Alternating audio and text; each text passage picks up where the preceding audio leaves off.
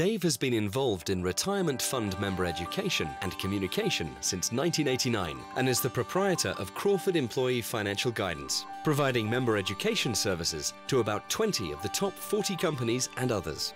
Dave presented a radio show on Radio Today for 4 years and occasionally writes for the Sunday Times and Business Day on retirement matters. Dave is a certified financial planner and a member of the IRF Trustee and Education Committee. Please welcome to the stage, Dave Crawford.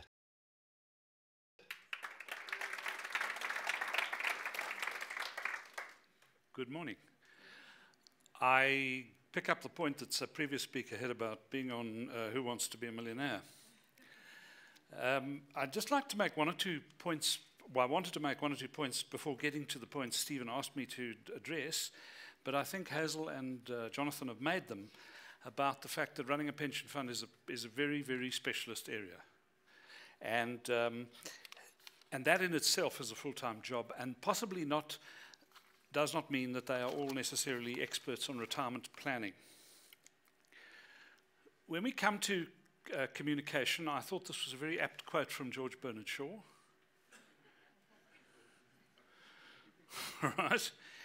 And it's a difficult issue to get it right. Because, and I've been talking to people for over 20 years about this, and I'm talking to members. And for most, their perception of retirement planning is a complete maze. I think a maze is the best word I can think of. And the problem with that is that they just do not know what they do not know. They just don't have a clue. And the question to ask is, why do funds communicate with members then? Well, in theory, it is to provide them with the information that they need to plan and achieve a decent retirement. I think that's fairly unarguable, statutory requirements notwithstanding. And any communication must be easily understood by those very members, otherwise what use do they make of it? Somebody talked about something that wasn't, David, I think, was talking about things that people never looked at, their electricity accounts. You would be quite surprised, and I've certainly seen lots of it, where a chap arrives to talk about the fund with a shoebox full of unopened benefit statements. So those need to be understandable by the member, and I think the point is that statutory requirements notwithstanding. Okay?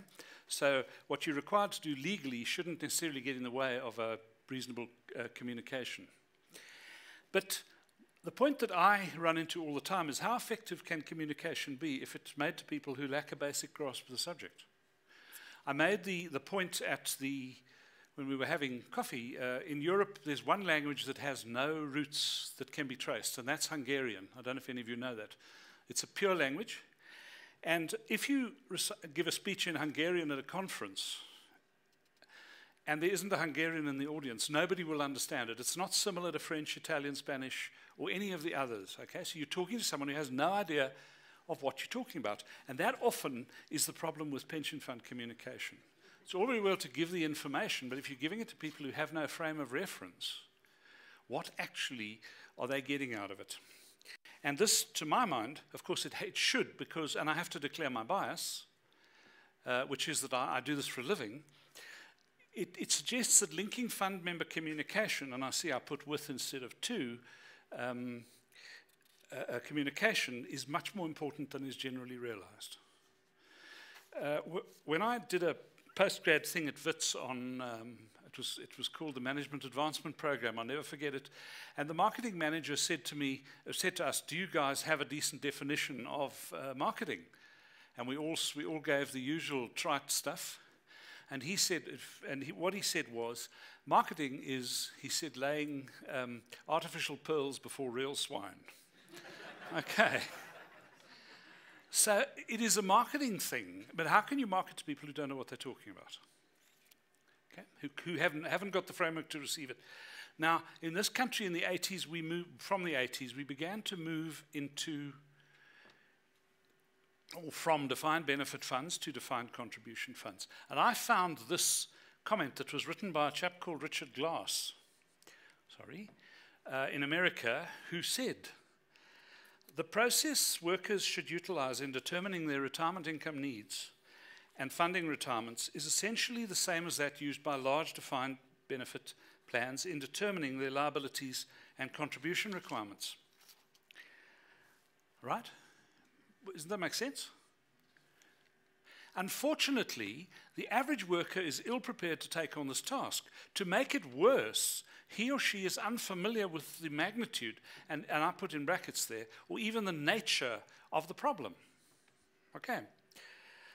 So, we've got an interesting issue there. Now, somebody quoted Clem Sunter to me at the break, and I remember I was at the IRF conference when he stood up and said the trick about retirement is to make sure that the money lasts as long as you do, which is pretty easy, isn't it? Sounds like it's very simple.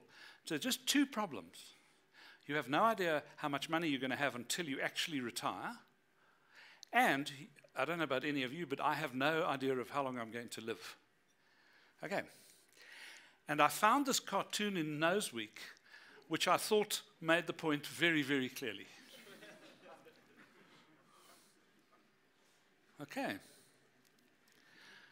But by the way, in the process of educating, I discovered in the early days that I was such a monotonous speaker that I had to use pictures and cartoons, and the habit has persisted, although I think my speaking has progressed marginally.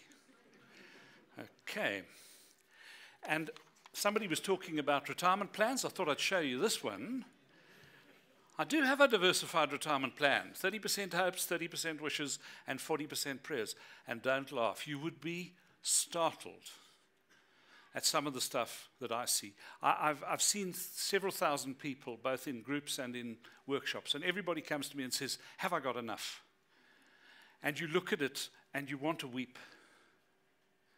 because they all grew up knowing that somebody was going to look after them. Somewhere, somehow, it would all work out. So it seems that there is a disconnect, and I quote Craig Aitchison, who's the head of OMAC on this, between funds and members of the funds in terms of getting this retirement planning thing right. He made the point that if only 10% of our retirement fund members are going to have financial independence at retirement, and I understand there are a lot of factors in it, something's missing. And I believe what is missing is this combination of education and communication. You can't, I think it was Oscar Wilde who said, important things cannot be taught, they have to be learnt. But you have to put it out in front of them to start with. So, how do you engage employees? And it is the $64,000 question. I was privileged, and there are 3 people who were there at the time, to work at PPC many years ago on their Kimbuku program, where they improved worker morale and so on. And I was one of the people who was involved in getting members to understand benefits better, and it certainly raised morale and was seen as a very helpful thing. But what it points to is that a top-down approach to these issues is crucial. Okay? Management involvement at the top is really, really important. Starts with commitment from the top. And benefits need to be identified as part of the reward structure. Communication and education need to be synchronized. Information supplied to members must be useful to them. I think I said it earlier in the benefit statement, my comment on benefit statements. And members do need to understand financial basics. Now, you may say to me, that's impossible, we have all these financial advisors, and I take a lot of stick at the IRF, because they say to me, you're trying to do advisors out of a job. And I'm not. I believe if members are better educated, advisors will actually have a better job. Because my point is, whose money is it anyway? Think about driving a car. Most of you know that if you push the accelerator, it goes forward faster. I think that's fairly unchallengeable. But the point is that we think it's simple, but people don't even understand that in basic terms about how to improve their retirement prospects. They just do not. So, what should be communicated to members at various stages of an employee's life cycle? Now, I'm not going to go into detail with this. I'm not sure if the slides are available, but I'm certainly happy to send people this slide. We did this as a bit of a joke. We did some research at the Eskom Pension Fund into the various classifications, and we came up with 4. Okay?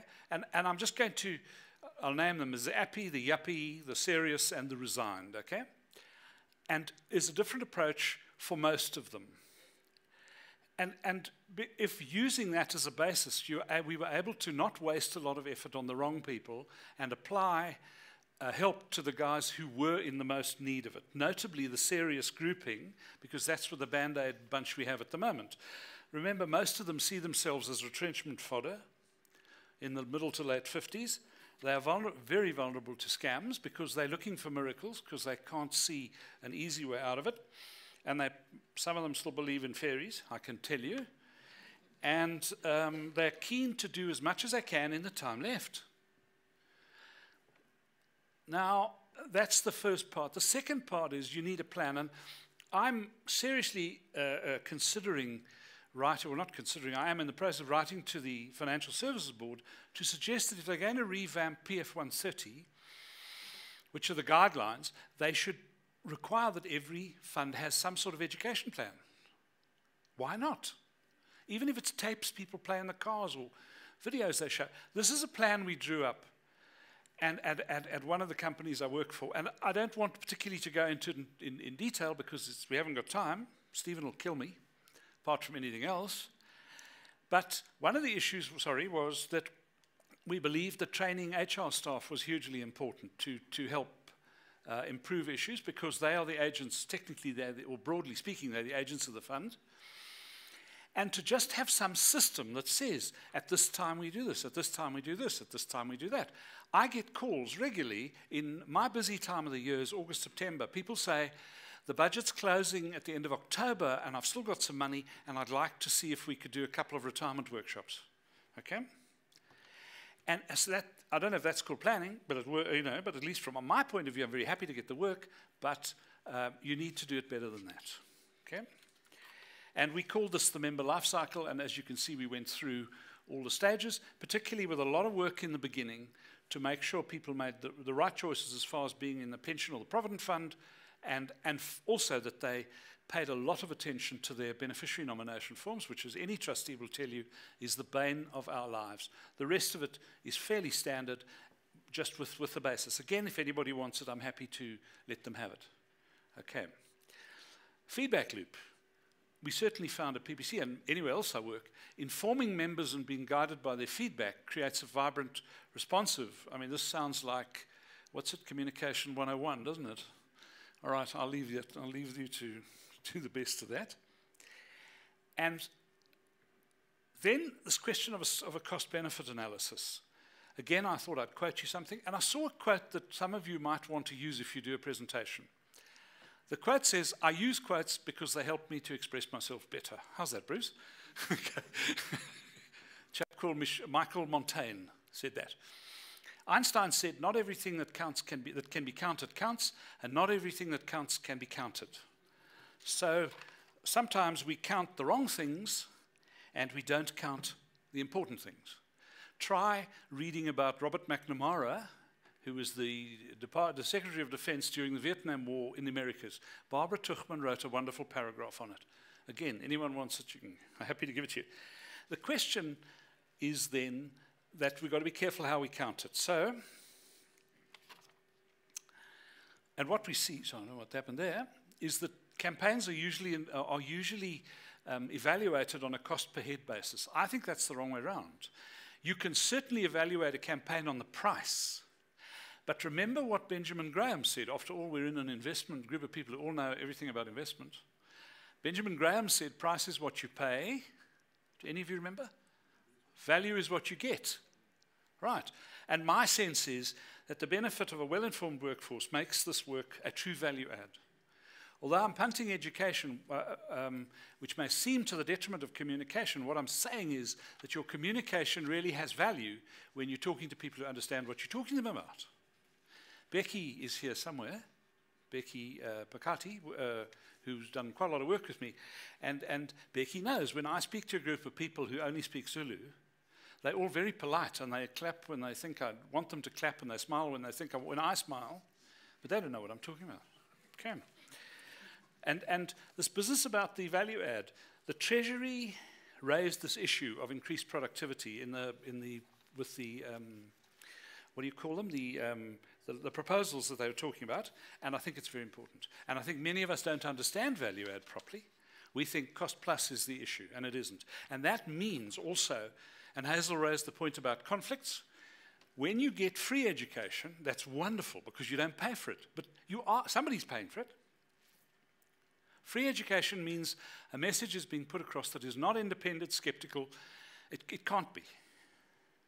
Because who is going to fight against their employer? And I quote Hazel Hopkins on that one. So the question is, does this issue differ between freestanding and umbrella funds? Sorry, I got a bit carried away with the effects of some of these words. Some of these prints. Members' needs don't differ. We still have to help members, I believe, to have some sort of reasonable retirement. There are tools, but tools we normally talk about, calculators and stuff like that. And so the need will never differ. It doesn't matter where you are. But the communication and education seem to be supplied very differently between the different types of funds. Okay. For example, with the freestanding fund, there's a lot of employer engagement by definition. The trustees have a relationship with members which provides a strong representation, and I've repeated myself a little further. I say it improves trust. Let's not go there. But members believe that the proximity of trustees is a basis of trust, because you can always take the bloke out and scrag him behind the whatever. Members feel a sense of ownership because it's our fund.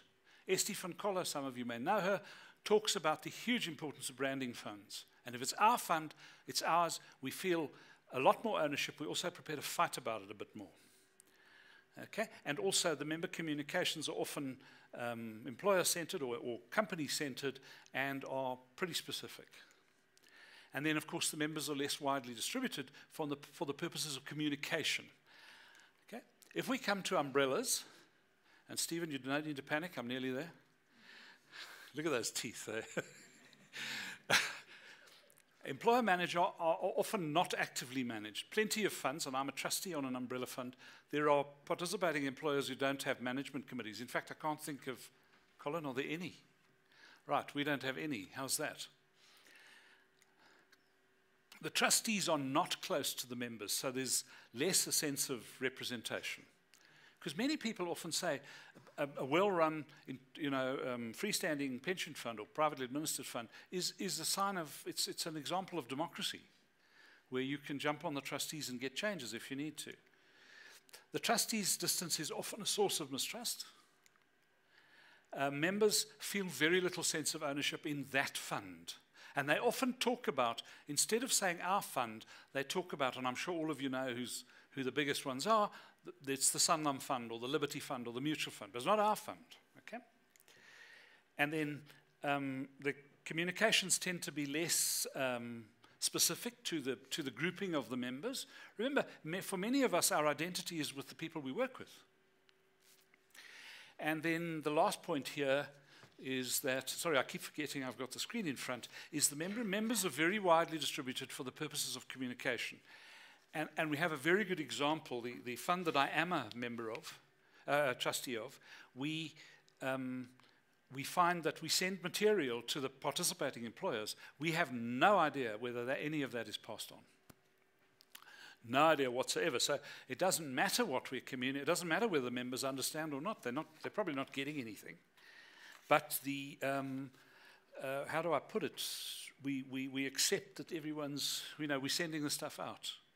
So that's a very difficult issue. And I think there are disadvantages and advantages in this retirement fund communication story in both forms of the fund. But I think if the employers are supportive, members of either type of fund can be adequately looked after. The great challenge is to get the buy-in from senior management to proper education and supporting communication, as opposed to somebody who just sends out the information because that's what they contracted for when they quoted you the rate for administering your fund. With apologies to all the people who don't do it that way. I just want to sum up with my 3 points. I got a last-minute email. Sorry, okay. Formal retirement funds are part of the retirement process. They are not all of it.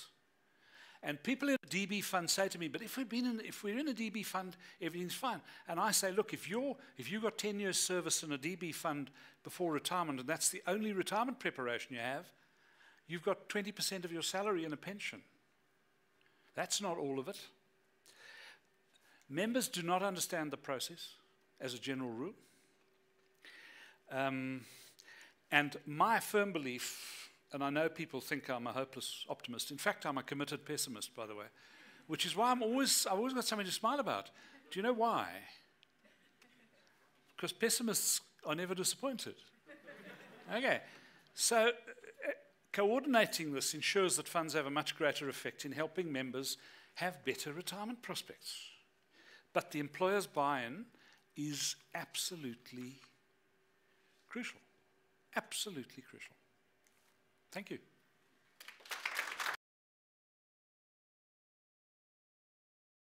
I doubt there's a single employer that provides some kind of pension fund that says it is not entirely committed. Practically, however, their member communication goes out in a staff email. Here's the update on your pension fund. Read it and weep, or read it and try and understand. 9 times out of 10, the people receiving those emails or the notice on the board or whatever it is are intimidated by the information. They don't understand it, as you say. You say you had success at PPC in getting broader member participation, but that is a commitment of money, it's a commitment of time, and you're taking people out of their revenue-generating capacity in order to teach them how to suck eggs. And that's a massive commitment. I would take issue with you on the bit about suck eggs. Well, for effect. I would certainly take commitment. And you're missing the point about value add. And Rod, are you still here? Is he big and scary? At the break, go and talk to him. He's the guy who hired me to go and work at PPC. Okay. And the benefits were huge. And in fact, if you look at those benefits in relation to the cost, it's negligible. Okay. I'm sorry, I don't mean to sort of jump No, on I'm your just side. asking the Obviously, question. Practically speaking, I come from an environment where the email comes out, boom, nobody reads it because you're busy. Yes.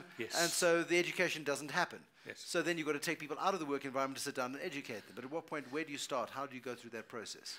Very good question. Which is the question I asked first, but I've expressed it better this time. How do you go about it? The first thing is you've got to pique people's interest. You've got to get them interested. And what you do, I think, within an organization, it's much more difficult in umbrellas where your people are dotted around and there's no sense of community. But in a big operation, what you do is you start by holding presentations and you try to engage them. And John Steinbeck pointed out that a good teacher is an art, not a skill. Okay, and that there's an entertainment element to it, and you've got to draw them in. So a lot depends upon how you set it up. And historically, with the funds I've worked with, and I work with a lot, what we do is we start by getting the reluctant people. You know, we get a few people to come. We offer nice sandwiches or buns or something, and they come for the buns, and their interest gets piqued, and you repeat it. And gradually, what you do is you build up an interest within the organization, and the people who were too frightened to come, and there are a lot of them initially, start to come because they find that they are treated kindly. And this is not some sort of session which says you're doomed, it's over, the end is in sight. What it says is there's hope for everybody. You just need to understand it. And so, and that's really where you build it. And then the organization tends to take on its own identity because it starts to ask you for specific issues, specific things. But one of Anglo's companies for whom I do a set of presentations every year, some of the people have come 5 years in a row, and I take extensive feedback. So I have all the questions, all the issues, and I notice this comment that I've come for my 3rd or my 4th or my 5th, and I'm starting to begin really to understand what this is all about. That's the point I wanted to make. I mean, it's a frequency question. Yes, so if you're doing something annually, is that sufficiently productive? Should you not be doing this presentation quarterly, and especially in environments where there are high staff turnovers, because lots of workplaces do have high staff turnovers, there is a beginning, middle, and end to a training process, but some people are only coming in at the end. Yeah. Bruce, that's there's no simple answer to that, because what you do, for example, if you teach people a method of doing a simple basis of how to figure out where they are, the GPS, for example, where are you now, so you can try and figure out how to get anywhere else. Once that happens and people get engaged, what you find is that it becomes a perpetual thing. People are talking all the time, and then it's up to the employer as to what they are prepared to go to, or the fund. In some cases, the fund hires me. In other cases, the employer. Mostly the employer, and it seems to graduate from the fund to the employer, because the employer actually gets quite a positive issue, quite a positive thing out of it.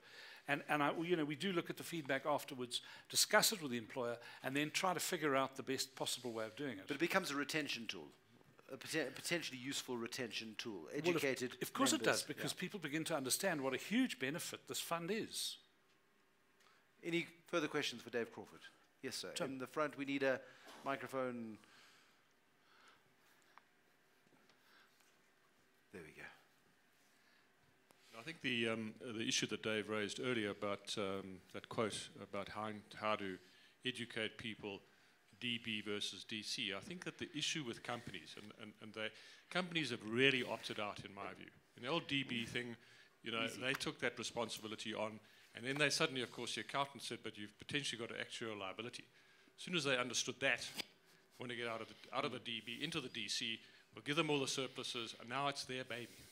And they don't tell people, every day you're at work, your pension, retirement plan is your problem. Absolutely. We've absolved ourselves of this whole issue. We'll give you a fund, we'll give you some trustees. It almost should be a requirement, a KPI. Have you attended a pension fund presentation and signed off and understood that it is your responsibility, and you do know that? Yeah, and it's a big barrier. Any further questions? May Dave sit down. You may sit down. Thank you, Dave. Thank you. Thank you very much. Dave Crawford, everybody.